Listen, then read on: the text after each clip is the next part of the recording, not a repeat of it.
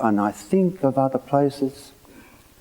I think of that amazing church in Copenhagen, the Grundtvig Church, which in itself is a magnificent building.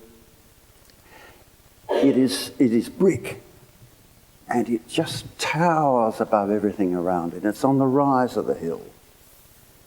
But it is surrounded by this incredible enclosure of the housing of all of the constituents of the church. So they are protecting that church. And when you look here at this beautiful place and the changes that have happened recently, and what a wonderful thing it is that we have it back again and come to life again. But there's a whole new housing system that is built around it. It's built tight, and at the moment it feels hard and sort of slightly uncomfortable, and one doesn't understand yet whether there's going to be a lot of I'm sure there will be a lot of support from there. But you know, over time, this church will take on another level and another great life in the city. That's what cities are about. The one thing I think that we can depend upon with cities is change. Life itself, in fact.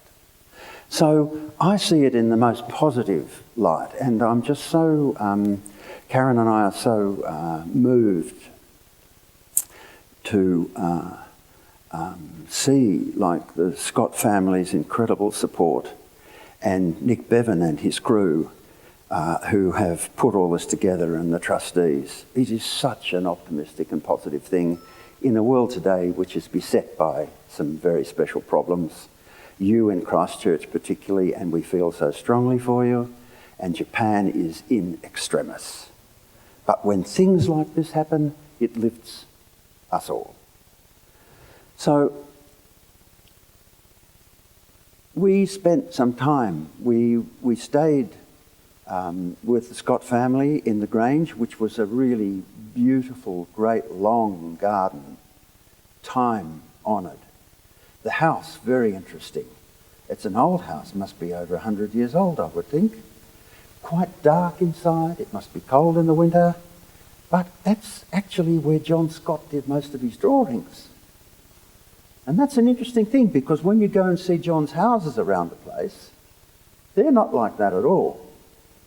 And but that somehow was home to him. And I, although I don't know him and I've never met him, and I'm at a disadvantage in talking about him, I feel that he had a wonderful, and I say this in the best of ways, a wonderful animal quality about him, as well as a great mind and so forth. And that for him, home was something to do with the lair of the fox, or the place that you withdraw and come into. And that is a quality about house and home that belong to us. And if you look at the quality of light in this building, it's very, very similar. So I just wanted to say that to you.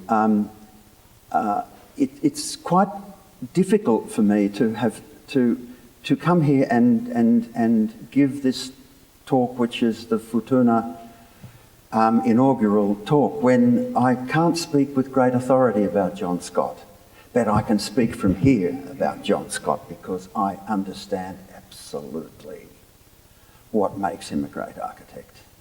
And I think that New Zealand is so fortunate to have him. So that's by way of introduction.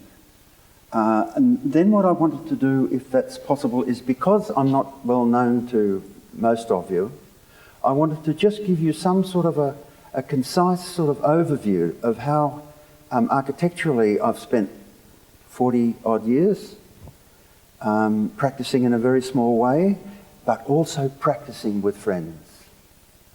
Not just as, people say, oh, I'm a sole practitioner. No. Nobody ever works alone, in the words of Kawai Kanjiro, the great Japanese potter. Nobody ever works alone. I'm sure John Scott never worked alone. He had a team of people, one way or another, who he worked with. And I must say that I've been exactly the same as that. I feel overlays with him on a whole series of different levels. So I wanted to do that. I wanted to show you in some ways, and not at length, just where one's life architecturally has gone. And then what I wanted to show you is I wanted to show you the drawings, not images and photos of buildings. I wanted to show you the drawings of Jørn Utsen's own house in Sydney that was never built. And these drawings have been never published. It just so happens that I have a copy of them because the Danes gave them to me. And so I thought that perhaps I could pass them on to you so you can see how John Scott worked, because on the filing cabinets at the Grange are piles of drawings, and you lift the drawings, and in the corners of all the drawings are notes, sketches, remarks, some pertinent, some very impertinent, and there's the story. And these drawings absolutely show a person's thinking. I have these drawings of Utsen's, and I'd really like to pass them on to you.